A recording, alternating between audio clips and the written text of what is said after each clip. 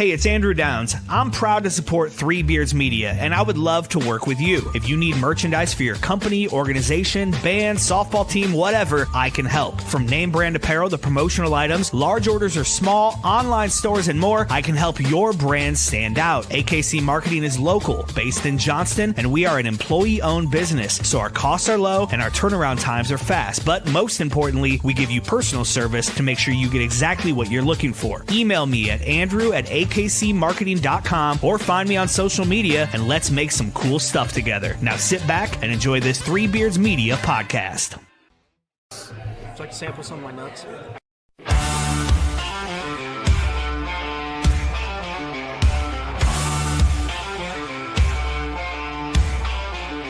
You can lift your weights, you can run your miles, but you ain't got what's been earned through trials. It ain't in the gym, ain't in the use, it's in busting knuckles and hard-lived truth. Back's been sore since 99, but I still stack wood and I still outgrind. Call me slow, call me old, but I got hands that could bend pure gold. Ain't about muscle, ain't about speed, it's about the fire when the time comes to lead. You can talk real tough, you can flex real wide, but when it's time to dig in, boys, step aside. Old man strength, built to last, years of work, no need for class.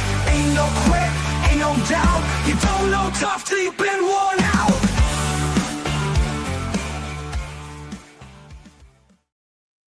Hello and welcome to another episode of Old Man Strength, brought to you from the AKC Andrew Downs Marketing Studio and sponsored by Revelton Distilling Company, Green Beret Realty with Dan Douglas, and Kyle Lehman at Wintrust Mortgage. I'm your host, Chris Shipley, joined as always but with my buddy Aaron Wall. Aaron, what's up today, man? Well, let me tell you how fucking old I am. Okay. So we went on a small mini vacation because this past week has been my daughter's spring break. And I was trying to teach her. We were on the Washington coast, the ocean. And I was trying to teach her how to skip rocks. Tons of perfectly smooth, flat rocks to skip rocks, right? Yep. A little more difficult when you're talking about skipping it into the ocean waves, but Sure. you can still do it. And I threw 4 or 5, and it was a fine. And then we were like, okay, time to go. And she's like, one more. And I went and winged one, and I think I threw my shoulder out into the ocean with the rock. And so, like, the last week since we got back, my shoulder is it's just been angry. And it's like, you're not 27 anymore, you dumb shit. You know? So that's how old I am right now. And no golf. I'm sure your shoulder's shot, so you're not playing any golf. No, I haven't played. I played a couple days before we went on the trip. I played, and I've been out a couple times this year so far. But no, I'll probably try to go this week to the range and see how it feels, and before I try to really crank it up again. Well, at least you have a legit reason that your shoulder hurts. Mine just hurts because I lay wrong on it in bed. That's the reason why mine hurts so bad. Well, don't lay like that. Well, I have to lay. I have to sleep on my side. It's a whole thing. I can't. As Bob Newhart would have said on some skit or something he did, don't do that. Fair advice, I guess. Can I say? Oh man, it's been a busy couple weeks around here. So Jordan is moving out tomorrow. He's moving to his host home.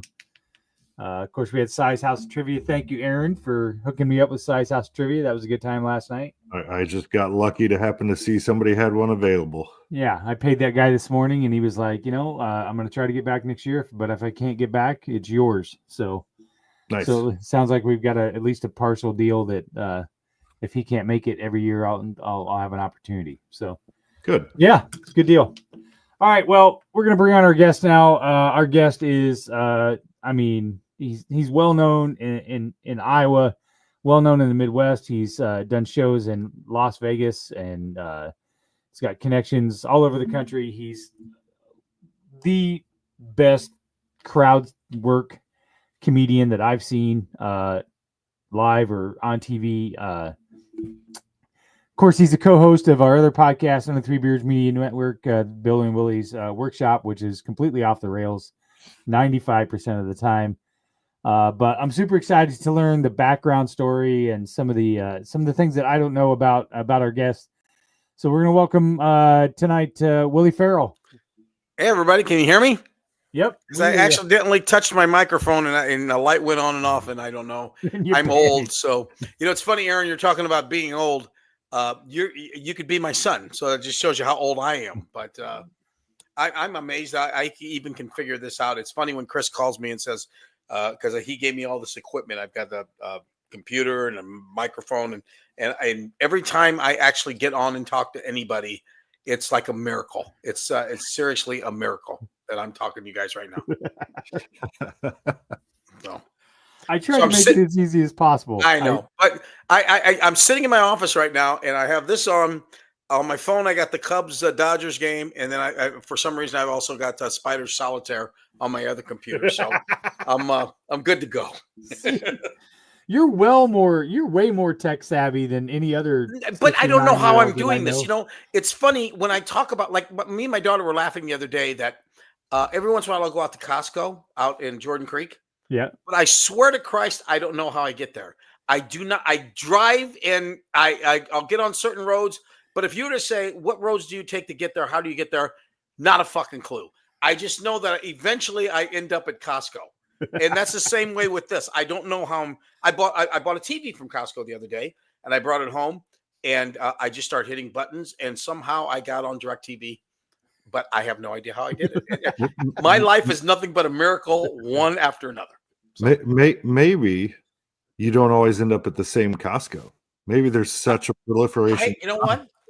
No matter where you go, you end up at Costco. That's the absolute chance that has actually happened. I don't know. I just go through life, and I'm that guy. I go through life, just keep pushing buttons. When you get to be my age, just keep pushing buttons, turn shit on and off a lot, and then eventually you'll get to where you got to go.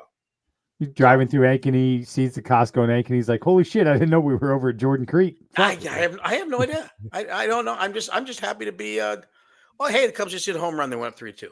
Okay, so we're good. So let me ask, you do a lot of traveling, and you're clearly not tech savvy. So I'm going to ask you, still print out the paper tickets, or do you actually use a mobile pass? My wife's got me onto the new level, but I was the print out the paper ticket. First of all, I take that back. I don't print out because I don't know how to work the fucking printer. So I don't know how to print out the paper tickets. My wife was the one print out, and finally she says, "We don't need to do that anymore. We got shit on our phone." So that's so. And she'll send it to me, and I end up with it on my phone. I'm just thrilled to be able to do that. I love getting on a plane and taking my phone and going beep like that. I get half a fatty every time I do it. I'm telling you, for the longest time, I was a paper ticket guy. I was like, I gotta have my paper ticket. Well, because why? Because it's real. It's there. You can hold on to it. Yeah. What if my phone doesn't work and I can't get on the plane? Anything can go bad with the phone. You don't know. Yeah. Yeah. I'm still can't. I mean, I was the guy that kept pictures. I like pictures of my daughter and pictures of everything. And finally, she said, "You can keep it on the phone." I said, "No, because Daddy sometimes leaves the phone on the plane. Then we don't have that anymore." Then she's saying some shit about a cloud, and then my eyes turn into pinwheels. I have no idea. Thank God for kids. Yes, exactly. Thank God for kids. Yeah. I can remember the first time my old man got mobile banking. He could log in and check the bank account. And I'll never forget, I was at his house, and Mom pulled in, and she had just left Target, and he was halfway out the door. "What the fuck did you spend $85 on at Target?" Yeah. I mean, she couldn't even get in the house, and she was like, "Oh, fuck this. Yeah, I am unplugging that son of a bitch." But I refuse to check that kind of shit because that all that does is make you mad. So I live my life, and I just want to be surprised every day. That's what I do. So just be surprised. Chris, if your dad was still around, would he have a cell phone yet? Or did he have a cell phone before he? He had a flip phone, like a flip phone. No, he would not. He would not have a cell phone. How old would your father be? Dad was born in 41, so okay, he was pretty old. March of 41. So yeah, he'd be. He's the same age as my dad. My dad was born in October of 42. Okay, you guys want to feel old? My dad was born in 1908. My dad would be 117 or something like that. My dad was born the last time the Cubs won the World Series before this time. So. Yeah. But yeah, my dad doesn't have a cell phone. Yeah. Refuses to get a cell phone. My mom has one. She's 80, People want 81. to get a hold of me, they can call the house. They still have a landline. Do they really? You know how hard that is? Willie, do you know how hard it is to get a regular landline right now?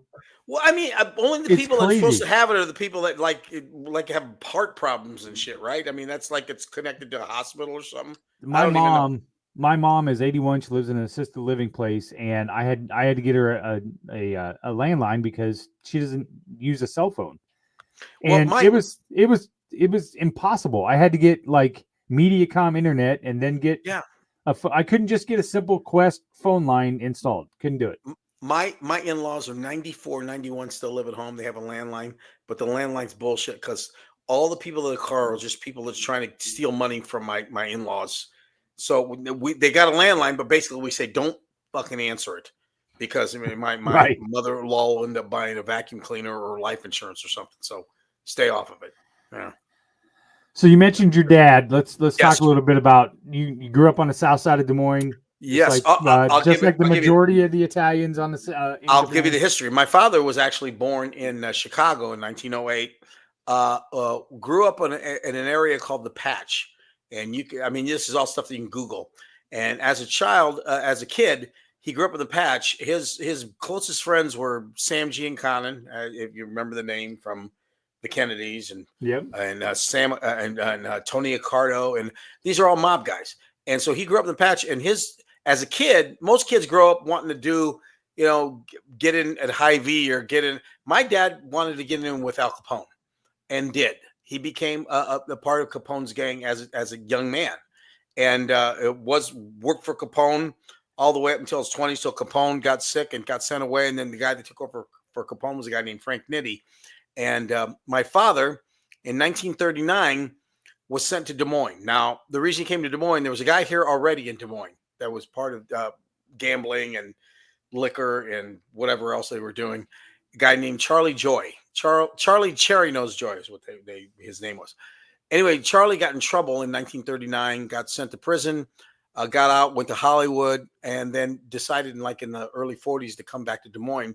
At the time, my father was already here. And what happened was Charlie ended up getting shot in Chicago and killed.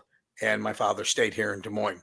And that's where he met my mother. My mother's mother had a restaurant on the south side. The house still stands. It was called Aunt Jenny's. And it was the place to be in the late 30s, early 40s. That was the restaurant to be. And it was in their house, in my mother's house. Ronald Reagan used to come all the time, Dutch Reagan, when he worked for WHL. And all the celebrities. Well, my father ended up going there because that's where the celebrities were, and that's where the people in Des Moines, so he could make connections. Meets my mother in the early 40s, and they fall in love, and they have 5 children. And my dad decides he likes Des Moines and stayed here until he eventually died in 1967. But he had his trials and tribulations. He went in front. My father, I believe, was the only gangster that actually went in front of 4 or 5 Senate crime committees. He went in front of Kefauver. He went in front of Capehart. He went in front of McClellan, and there was another one he went in front of. And you can actually Google it. You can go on Google and Google RFK Lou Frado, and you can see Robert Kennedy grilling my father and asking him all kinds of questions. And my dad just repeatedly took the Fifth Amendment. It's one of the funniest things in the world because RFK starts asking him about, did you know this guy? Did you know Jimmy Hoffa? Did you know? And my dad just kept taking the Fifth Amendment. And finally, RFK thought to himself, I'll ask him easy questions. At least he'll answer them. And he asked him, were you a boxer as a child? And my dad was. That's how my dad got his nickname, from Lou Frado to Lou Farrell. And my dad wouldn't even answer that question. And it's pretty interesting. So, that was my dad. Lived here in Des Moines and died of cancer in 1967. And I was 11 at the time. Is this your dad? That's him right there. There's the cockeyed Louie. Although you never called him that. Did you know your dad had his own Wikipedia page? I did not. The one picture all the way in the far right corner, that's him and get arresting, right? Or he's getting arrested right there. See the guy behind him with the big hat on? Yeah. That's what my dad used to call the G-man. There was a FBI guy.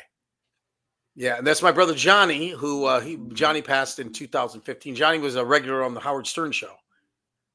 Really? Yeah, Johnny. There's my Uncle Frank up there in the corner. You can see him with Sammy Davis Jr. They're locking fingers. They're holding fingers with my Uncle Frank. There's a really good picture of my Uncle Frank with a gun to Sammy Davis Jr.'s head.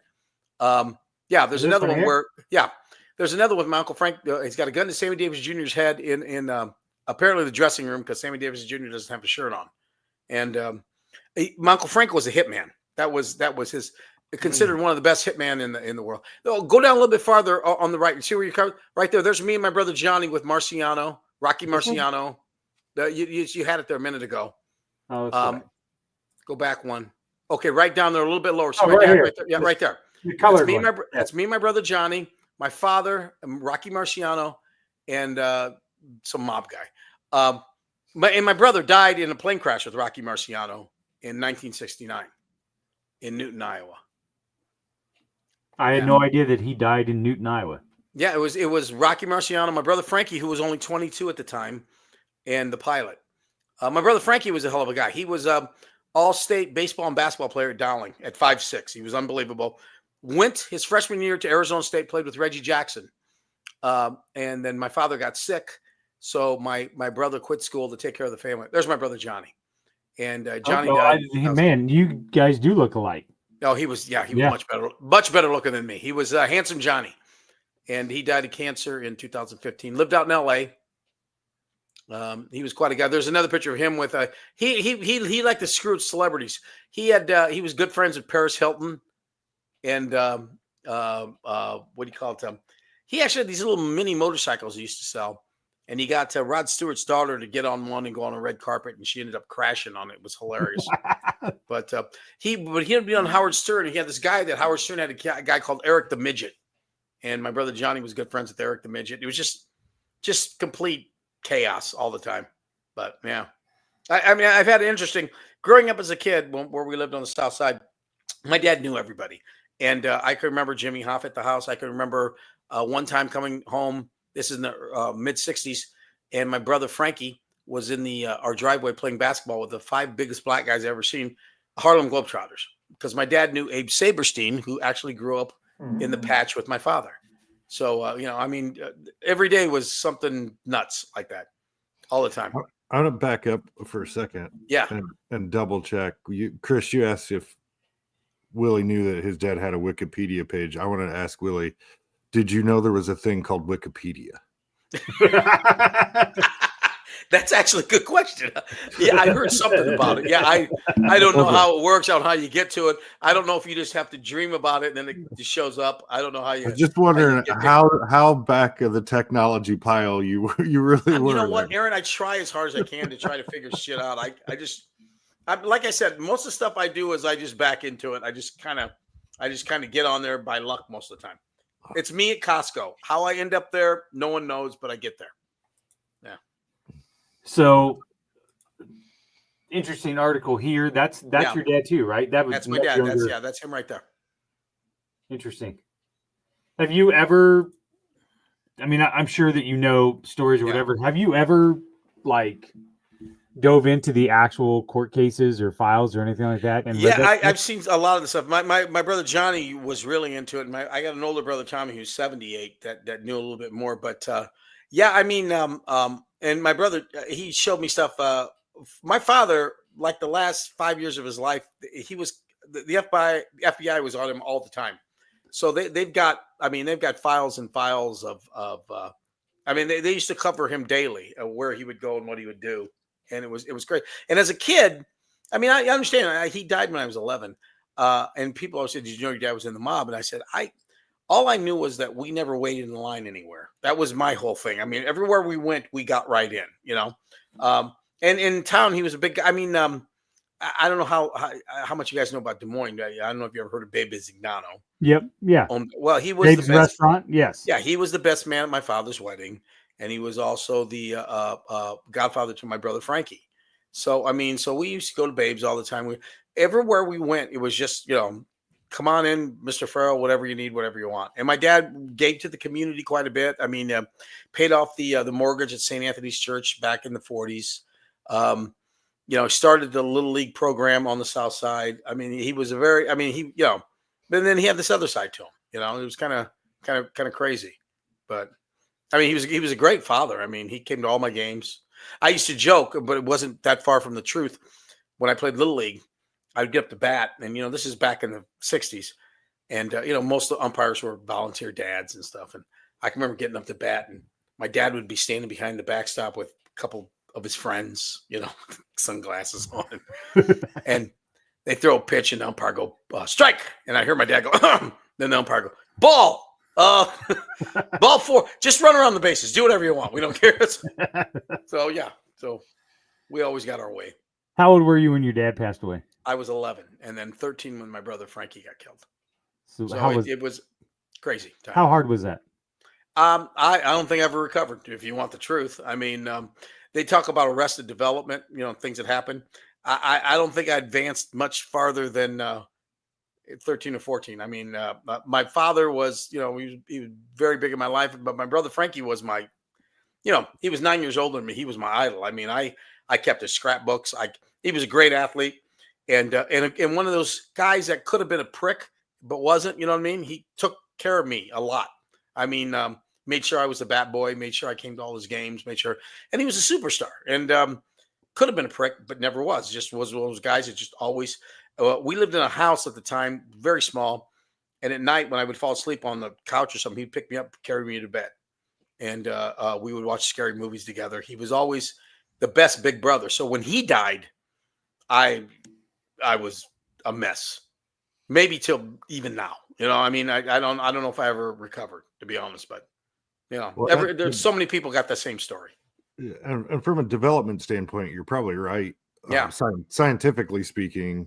Yeah. The formative years for men is, 11 to 15. Yeah. Right. 13's when things really get locked in and personality and behavior. And so, yeah, I mean, that makes total sense. Yeah. Yeah. It's weird. I mean, I'm going to be married 30 years. I've got a daughter that's 29. I think I'm a great father. I think I'm a great husband, but I mean, there's parts of me that I think about myself that's just not quite, you're right. Things that I get too involved with. My dog died prematurely. They had to put him to sleep while I was out of town, 8 years old, and a little Pomeranian named Cheeto. And it's been 2 weeks, and I still cry every night. I mean, it's nuts, but I mean, it's just, and I don't know if I'm a 69-year-old man. I mean, it's why am I feeling like that? But it's just who I am, I guess. Yeah. Well, I didn't mean to bring the show to a screeching. Sorry about that. I'm gonna back you up. Yeah. There's nothing wrong with that. That's right. Because we had to put down a dog about a month ago, and it was only the second time my 15-year-old daughter's ever seen me cry, and I did it 10 times during the week. Just stupid stuff, thinking about him, and right now where I'm sitting right now. Normally, if I looked right over there by the door, he'd be laying right there, and he's not there. So it's tough. Yeah, no. Like I always say, I love dogs so much. It's a weird my obsession. I believe that dogs. I made a joke about this. I said that dogs. I think they're the closest thing to God because I really think that the dog and then backward spelling God, it's got something to do with that. So I believe dogs are in my life. I think God loves dogs the most. Then Down syndrome children, because they're God's children, and then dogs with Down syndrome, which I don't know if there are, but I think we looked that up. I think dogs with Down syndrome, and you looked it up, and they don't have it, but some of them look like they might have it. So I think Billy might have Down syndrome. I think Billy might. Different show. He's not listening, but Billy. You're absolutely right about a dog and how much you love him and care for him. Yeah. A few summers ago, I think it was a few summers ago, we were sitting at home and Josh came down and he said, Bubba is really whimpering. And so Stacy took him to the vet, and the vet was like, I think he might have a serious problem in his back.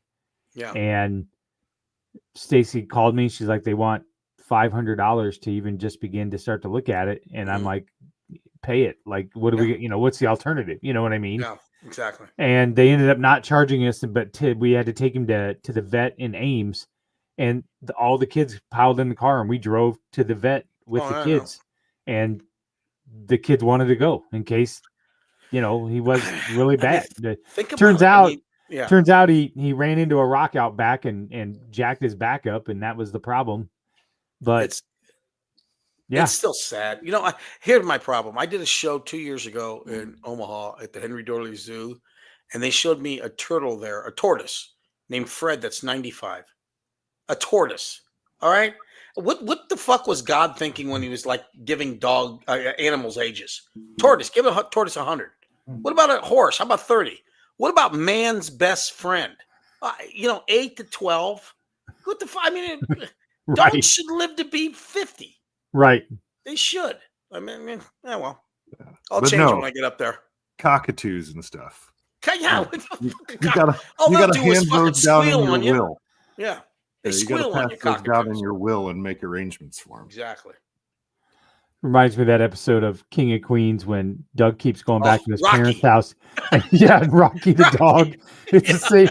And his wife's like, She goes, Doug, that dog is 35 years old. There's no way. Exactly. They've replaced the dog like 7 times. one of the greatest episodes. That's I so was good great. friends with King of Queens. I used to work with Gary Valentine, who's Kevin James's brother. Oh, yeah. It was his Yeah. cousin Danny. And I met him in Vegas like 20 years ago, and we became really good. Matter of fact, I introduced him to a couple girls that he dated for a while. But because we got into watching King of Queens big time. But that episode with the dog was hilarious. Great. Yeah. Oh, Chris, check the comment section over here.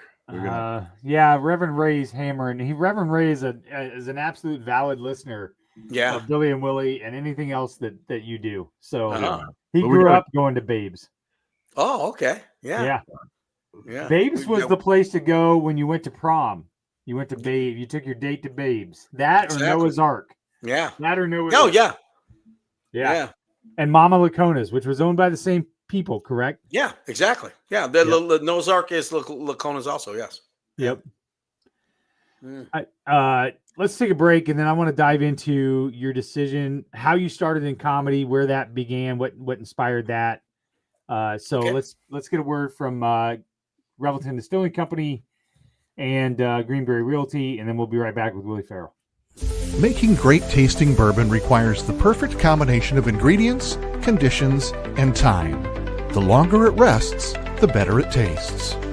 Revelton Distillery's new single barrel bourbon is made from 80% corn, sourced 100% from Iowa farmers. And unlike mass-produced bourbons, each barrel of Revelton's single barrel bourbon is unique, proofed on when it tastes best. As they like to say, it'll be ready when it's ready.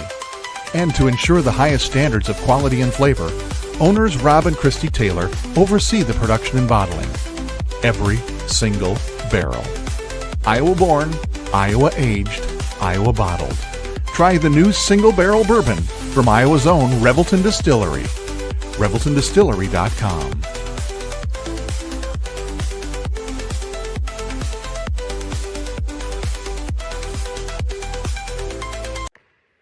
When energy meets precision, anything is possible.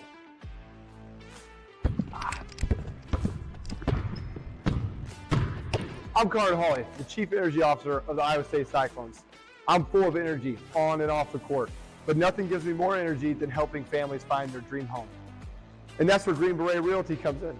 They're more than just realtors. They're a team dedicated to getting things right for you and your family, just like we get it right on the court.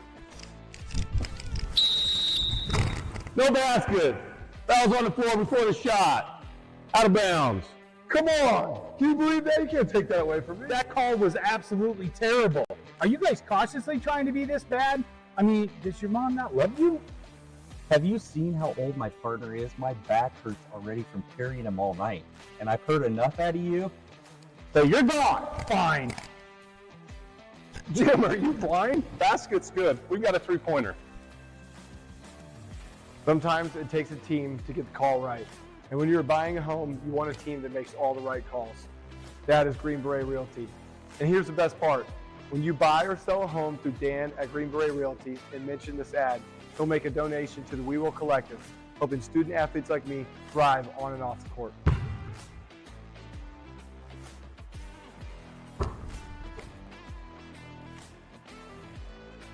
That call's so easy, even we can make it.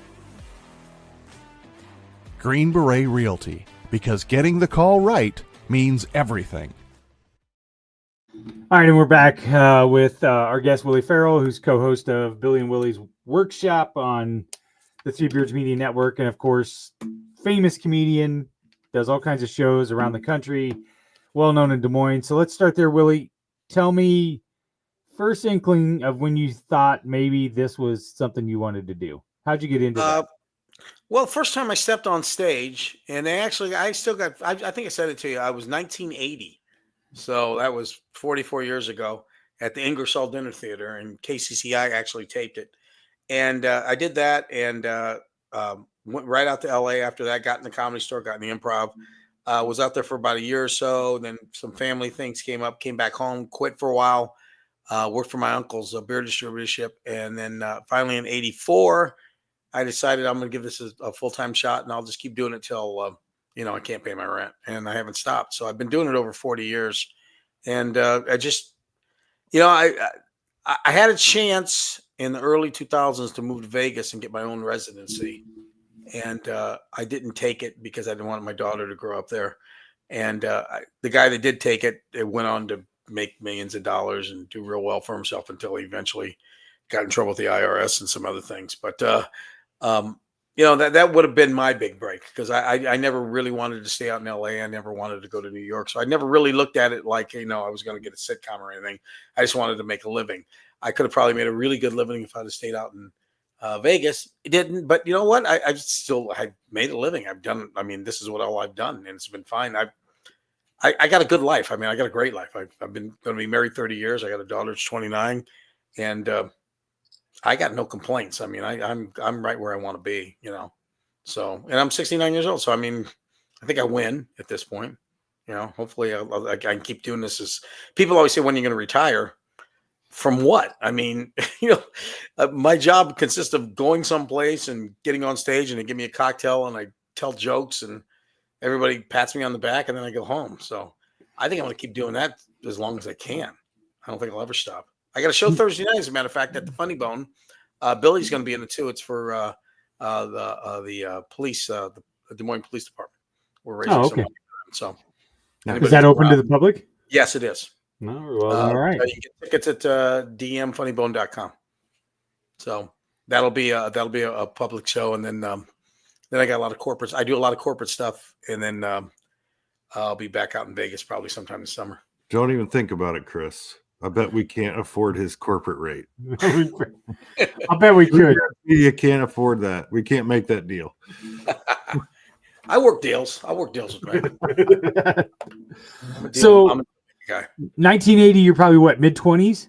I was 28 years old. So what were you doing before that? And what that's what I'm trying to wrap my head around is. I sold insurance. I had a cousin that sold insurance. Oh my God, that sounds terrible. I hate it. I absolutely. I sold copier systems for a while. Copy machines that you have to bring into people's office to demonstrate them. I was horrible at that. Hold on.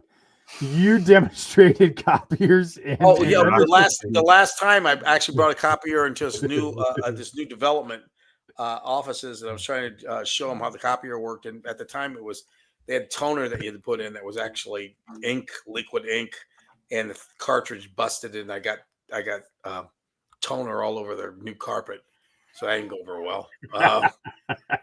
I was horrible at it, and same with insurance. I would try to go talk to these people about buying insurance, and I ended up. I'm a kind soul. I was basically like, you don't really need this, So it wasn't, didn't work out well, and thank God the comedy worked out. So that's about all I'm good for, really.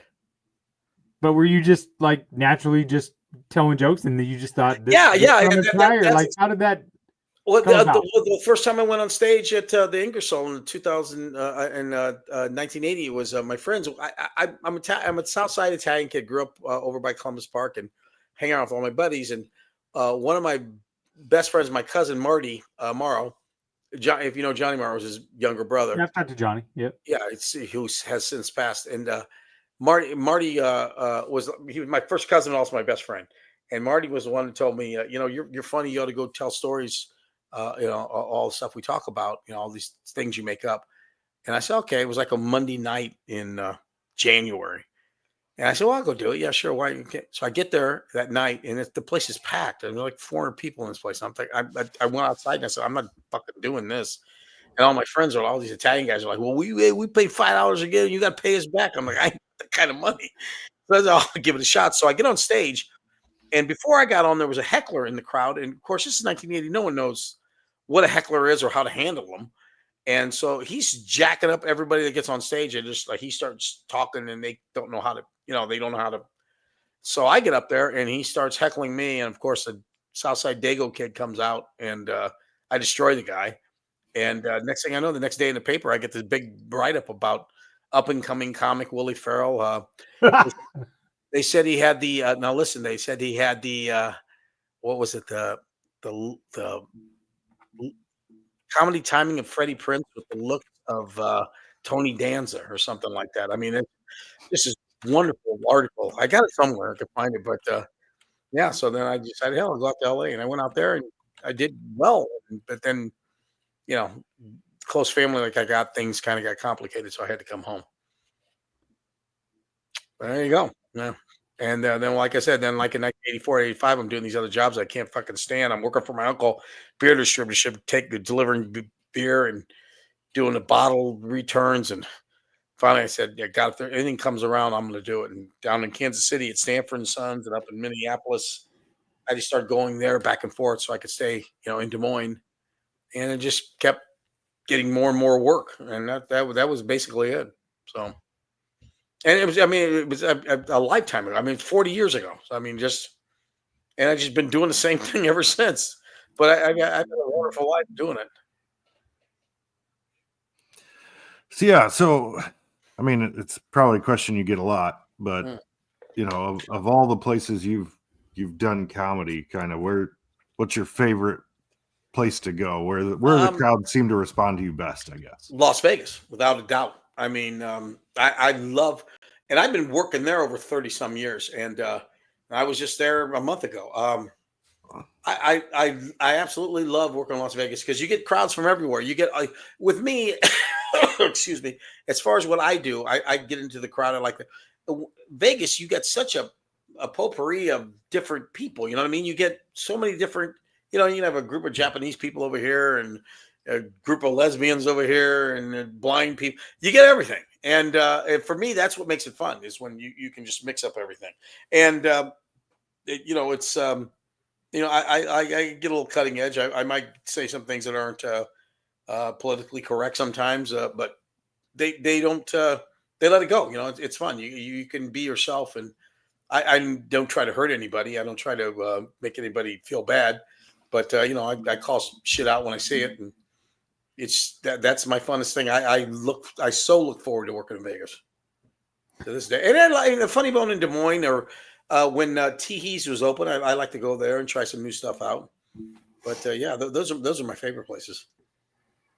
I know we've talked a little bit about this on your other podcast, but do you you weave jokes in and out, but you work the crowd as well? Explain how hard that is. You have no idea who you're going to ask or what they're going to give you, and it's just, to me, I think is the best type of comedy, because you have to be so quick-witted and be able to just come up with something right off the top of the head. You're not preparing anything with that. No, the funny thing about that is that started in a way I didn't expect it to. I mean, I was always trying to work material, but when they first opened the Spaghetti Works here in town back in the 80s, Ben Ulan was the one that actually got him to do comedy all the time. And so Ben and I would be there all the time.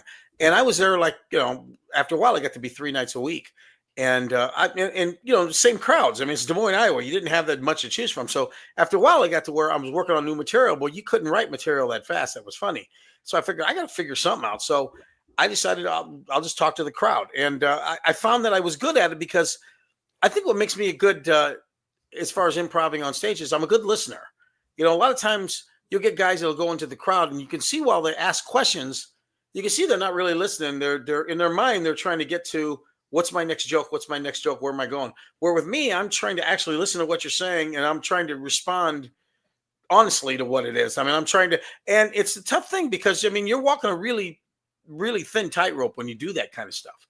But for some reason, I I found out I was good at it. And it was so weird because when I was doing it in the 80s and 90s, it was frowned upon. I mean, I would go to clubs and they would say, listen, we hear you're really great with the crowd, but we don't want that. We want just your straight material. And, we don't want all that, going out. And so I would weave it in and out. And after a while, I won a lot of them over. They're like, okay, maybe it's not material, but you seem to be getting a lot of laughs. So, they would let me. And now there's comics out there that are actually putting out specials called crowd work. That's all they do. And and they're applauded for it. And I think they should be. But, it's like, well, I was doing it when people were telling me don't do that. But I don't know. It's just I think I got a gift for it. And I just and for me, it's like a lot of times, you do a joke, after a while, say something Italian, get in the trunk, gets like, fuck, I don't want to say that anymore. You know what I mean? Right. And even my new material, I like when I come up with a good bit, but for me, it's got to be it. I want the show to be funny for you, but I want the show to be funny for me too. And sometimes what's funny for me is when I take myself out on a ledge and somehow I can pull it back and and make it work. So that's how I've done my entire career is just I'm actually, proud of what I can do when I work a crowd. And now it's gotten to the point where, especially here in Des Moines, that's what people expect from me. They don't want me to, they don't want to hear my material. They want to see what I'm going to say about Bob over there who works for Nationwide. Well, I would guess that's what makes you pretty marketable for the corporate show. Oh yeah. Without a doubt. Yeah. What's funny though, is like, someone will come and they'll want me for corporate, and then they'll come see me at the Funny Bone, and I'm dropping F-bombs here and F-bombs there. And they're like, well, we don't know if we can use you for a corporate because we need it. I'm like, I don't have Tourette's. I don't have to cuss. You think I have to say, I don't have to say, it's not like I just say fuck because I got to. I say it because I can. But I can do I've done shows for my church. I've done shows for St. Anthony's. I've done shows for Dowling. I don't have to cuss. I cuss when I can. I like to cuss, but I don't have to. I remember the first time I met Bill in a serious manner was he did a fundraiser for we were raising money at my job, and he offered to do a show at the Funny Bone and then raise money and so forth. And he said, well, let me ask you a question. He said, what version do you want? Do you want the PG version, or do you, where can I go with this? And I was like, I had no idea that that was like an option, right? Exactly. But it makes sense. Know. If you're doing a corporate gig or whatever else, you may not want to necessarily go into certain areas or whatever else. So but it never dawned on me before of that. Yeah. It's funny as things have, the lines have been becoming more blurred nowadays. It used to be, PG was PG and you had to, or G sometimes. And now it's like, hey, watch TV, watch a sitcom at 7:00. They don't say fuck, but they beep out fuck. You know what I mean? Right. You can hear them say, what the beep, it happened. So it's, the world has become a little less, and it's so funny because I'm not a Trumpster at all, but he's really good for comedy. I did a show a couple of weeks ago in Vegas, and my opening act was this Mexican guy that was really funny. And he actually showed T-shirts, MAGA T-shirts, but the MAGA stand for Mexicans always get across. And and then he said he'd say they're $25, but now they're $30 because the tariff. And so it was so funny because I'd get on there and say, hey, get an hand for Roger. Come on, clap. He's not going to be here next time. So it's that's I like that. That period of time where people were getting canceled for things. It was, horrible. That's not what the United States is all about. You know what I mean? Just have fun. Right. Yeah. I saw that Bill Maher went and met him. I didn't care for that. I'm a big Bill Maher fan. I watch him all the time. I think he's wonderful. I honestly, and if you watch the show, when he goes to where he talks to the two guys, the one guy kind of called him out and basically said, he's not your friend. He used you for a PR stunt. Right. And Bill Maher got fucking pissed.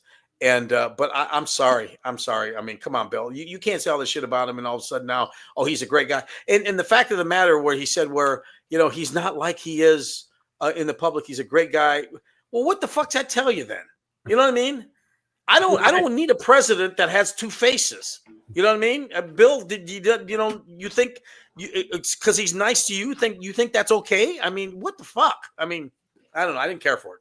Yeah, I was a little taken aback with his take I saw today. Yeah, I know. So, I mean, I couldn't believe he went there. It was like, hey, the fact that all the shitty stuff that Trump said about him, he had him sign the paper, gave him an autograph. Yeah. I mean, what's that mean? I don't get that. What do you forgive him now?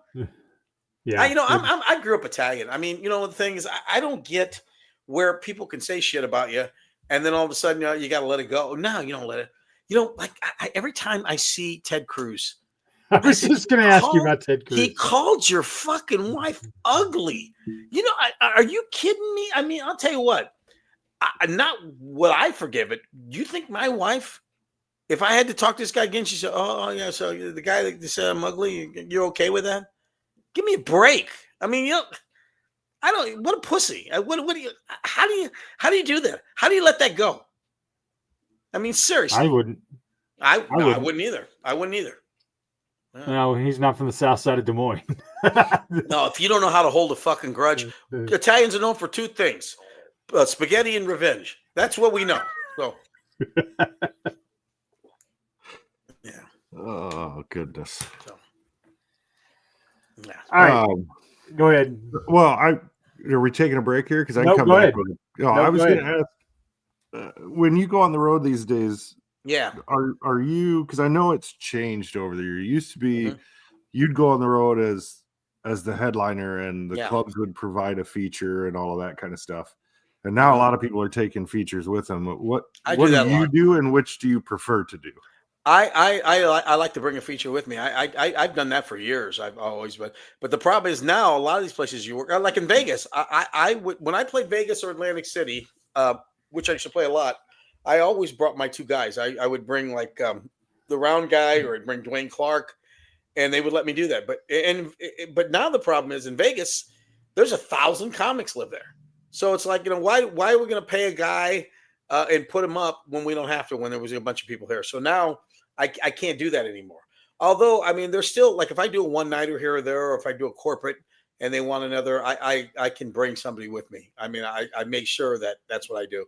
And half the time I do it just for the mere fact that I don't want to drive, and I want to get drunk and have them drive me home or whatever, so that's what I do.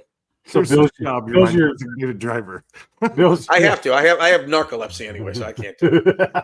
I don't know. Bill's your chauffeur, is what you're saying. Yeah. I mean, me and Billy have done a bunch of gigs like that. I've over the years, I've had these guys, my little friends that I take with me.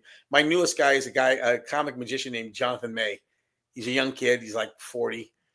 Young kid. He's 40. That's where I'm at. But he's great. I take him with me, and he has no problems just driving. And Uncle Willie falls asleep on the way home, and we're okay with that. All right, we will take a break. We're going to get a break and get our a word from Kyle Lehman at Wintrust Mortgage, and then we'll come back with the Kyle Lehman Wintrust Mortgage question of the pod, Willie, which I have for you. Okay. So let's get a word from Kyle Lehman, and then we'll be back with Willie Farrell.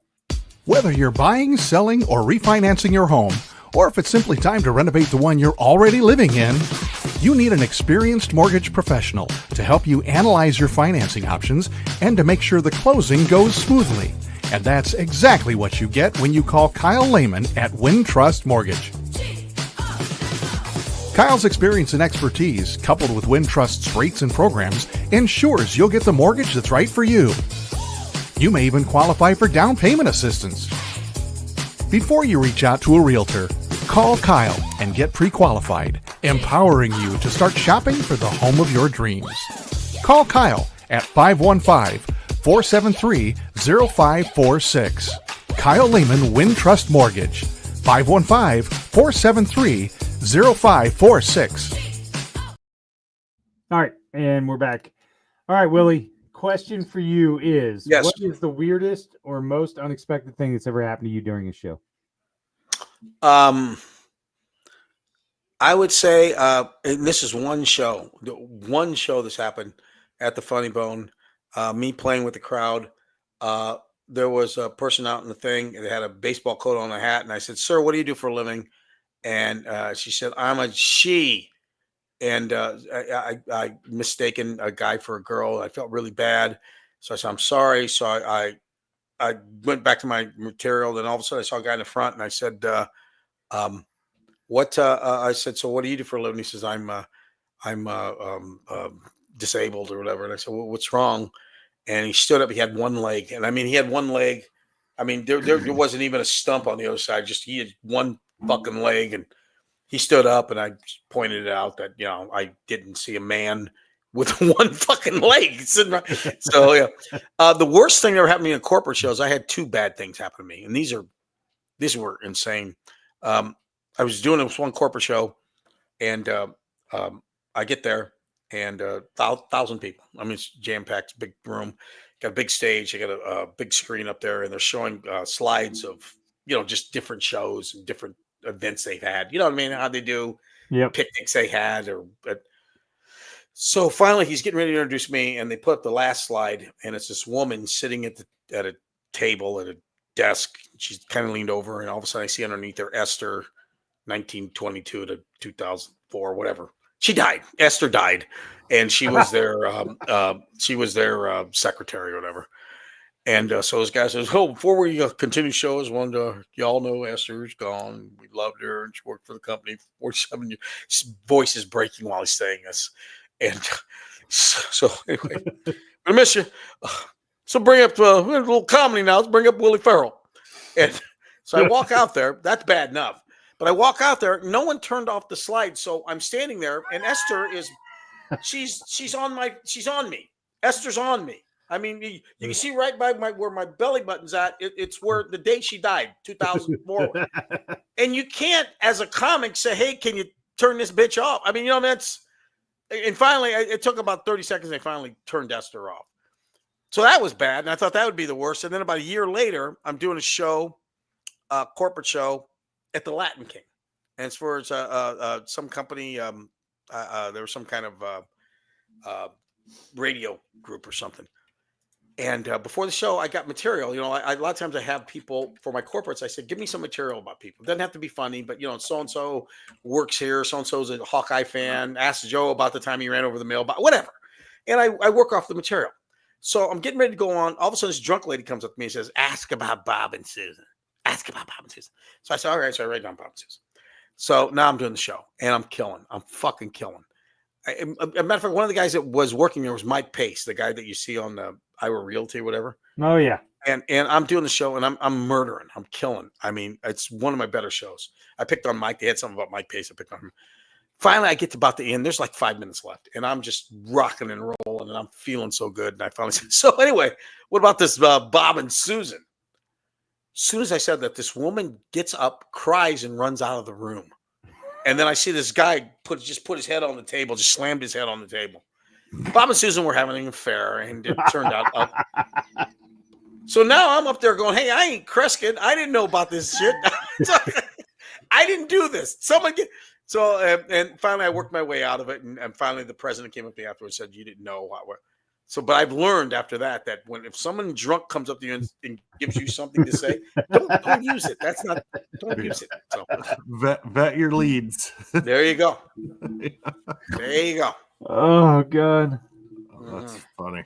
Did you not do a commercial for the Latin King? Am I remembering that? Oh yeah, right? yeah. Me and Bobby Tershi. Yes. Yeah, me and Bobby. Okay. He did. It was a while back, and yeah, because Bobby used to stutter and shit, and I think I made fun of him. I did the commercial, and then he tried to say something. I told him to shut up or something. The best commercial I ever did was with Jim Zabel. It was for Christopher's, and it was a whole thing. They wrote a whole thing for us, and finally I went into the studio. I said, "This is not going to work." I said, "I'm just going to." We ad-libbed something, and me and Zabel ad-libbed this thing. It was really kind of funny. We were talking about Christopher, how great it is, and he was doing, "I love it, I love it, I love it." I say, "Hey, Jim, how about you? It's your turn to buy a round." And all you hear is like footsteps, and then you hear a car start, and he pulls out. Yeah, for a 90-year-old guy, he sure is fast. I think the Latin King restaurant one might be the first time I ever like heard of you. That might Yeah. be Oh, it. really? Yeah. Oh, yeah. Yeah. Yeah. So God, that was probably 20 years ago or so. Yeah. probably. Yeah. Yeah. All right, we got one last segment, then we'll get you out of here, Willie. This Okay. segment is inspired by a previous guest, Steph Copley, who famously told a host on this show to shut the fuck up so she could finish her point because we wouldn't stop talking. Mm-hmm. So we decided to turn it into a sponsored segment where we invite people to donate to the Young Women's Resource Center in honor of Steph Copley. So we'll get a word from Steph about the mission that Young Women's Resource Center does, and then when we come back, Willie, Aaron and I have to shut the fuck up, and you can say whatever you want. Okay. I would prefer that you take that time to make fun of Aaron, but you know, but you need some yes, ammo? Iowa State. Yeah. Oh, Capo Spinata. Okay. All right, so let's get a word, Help you out. and then when we come back, you can make fun of Aaron. You got it. Hey everybody, it's Steph Copley, the woman behind the STFU segment on the Old Man Strength podcast. When I told the guys I wanted to sponsor this segment, they recommended that I make a charitable donation instead, so that's what I did. I chose the Young Women's Resource Center in Des Moines, Iowa. They're a nonprofit that supports, educates, and advocates for girls and young women ages 10 to 24. Their whole goal is to make sure that these young women become strong, self-confident, and successful. And if you know me at all, you know that aligns with my goals as well. If you're interested and would like to donate, check them out at ywrc.org and donate today. And remember, don't forget to STFU and listen every once in a while. Thanks. All right, we're back. Okay. We will shut the fuck up, and you can say whatever you want. Okay. I would just like to say, yeah, well, thanks for letting an old guy get on here, and I'd like to thank you, Chris, for letting me do the podcast I do with Billy. Although he makes everything so fucking awkward all the time. I'm 69 years old. I don't even want to talk about sex, let alone hear about how he like fucks dolls and shit. I don't even know what that means. Anyway, but I've been enjoying this. Like I said, I don't know exactly what it is we're doing, but it seems to be fun. You guys, I don't know where you're at. Aaron looks like he might be just in his basement by himself with his mother upstairs telling him to turn down the lights or something. Aaron, are you married? Yep. Really? Hard to believe. Okay. Children? One. You have a child? Okay. All right. Well, anyway, it's just nice to just be around you young kids, and we'll just keep doing this as long as we can. Someday, maybe we'll meet Aaron. We don't have to, but we could. But if you ever get out of the house, we could come out and meet. You look like a kind of guy that'll drink a beer or 10, and we'll have a good time. I've seen Chris. Chris is, I like about Chris is I know he's a religious fella because I know he goes to church all the time. And for a religious guy, he seems says fuck a lot for a guy that's I don't get it, but that's him. So thanks, and let's do this again. But let's find a time when I could be. I'm trying to watch the fucking Cubs game. And you got me doing this shit. No, but still, it was a pleasure. Well, at least I didn't make you come over to my house like Bill does every week. No, I will go back over there because I miss Brig. I miss the little dog. Right. I do miss Bill's dog. Brig is the most in shape fucking dog I've ever seen. If Evander Holyfield was a dog, it'd be Bill's dog. The dog is he's got like 2% body fat. But other than that, I don't like going there because Bill's. I keep on thinking I'm going to find somebody dead in a spare bedroom. Or something. So. Well, I've said this before. I every Tuesday I literally sit behind the scenes and I just rub my eyes. I'm crying so hard. Gosh, it's getting weirder. You know what? So tonight we went to watch the wrestling. We will be talking about that quite a bit because it got awkward a few times. So you'll hear it Tuesday. Oh, there you go. There you go. All right, everybody. This is another episode of Old Man Strength brought to you by the AKC Andrew McAllen's Marketing Studios and Revelton Distilling Company, Kyle Lehman at Wintrust Mortgage, and Dan Douglas at Greenberry Realty. Willie Farrell, you can catch him clearly at the Funny Bone on Thursday night. We're doing a show. Thursday night at the Funny Bone is for the Des Moines Police Department. We're doing a fundraiser. Come on out. It's Are you going to make he's fun going of to be Paul there. Persic? I I would love to. Danny T's going to be there. Bill Blank's going to be there. Sam Herchek's going to be there. It's going to be a good show. Perfect. Come on up. And then you can check him out, obviously, on Bill and Willie's workshop every Tuesday night, 8 o'clock, Facebook, YouTube, Twitter, Twitch, if you're fucking I don't have any of that stuff, I don't think, but I hear it's good. Are we streaming on LinkedIn yet? Nah, I don't. LinkedIn. We post clips on LinkedIn, I can tell you that. So do we really? God yeah, damn, well, no idea. Yeah. TikTok, post some stuff on TikTok. No. So I told you to send me some of that shit in the mail, but I haven't seen it yet. So will do. We'll get right on it. Okay. All right, everybody. Appreciate it. We are out of here. Old man strength, built to last. Try to break me, you won't get past. Ain't no quit, ain't no doubt. You don't know tough till you've been one.